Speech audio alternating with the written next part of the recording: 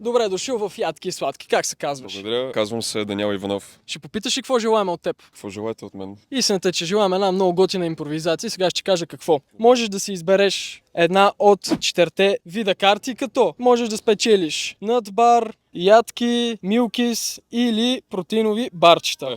Много бе. Какво от това ти се хапва? Мисля, че над бара най-много бих желал да опитам. Добре, доста интересно. Избери една карта, обаче теглиш и ми я даваш и аз ще ти прочита какво трябва да направиш, окей? Добре. Дали 100 000 лева се крият тук? Аз не знам. Имаме един много интересен въпрос за теб. Ако отговориш правилно, печелиш. Може ли човек да не спи цели 30 дни? Мисли, тук има логика, подсказвам. Първоначално си помислих не, сега като помисля обаче, понеже каза, че има уловка, предполагам ако спи през нощта, да, може да не спи цели 30 дни. Дзън-дзън, бинго, правилен отговор, браво! Виж, ама не мога да отречеш, че не съм готин човек, как ти подсказвам. Много, аз ако не беше ти,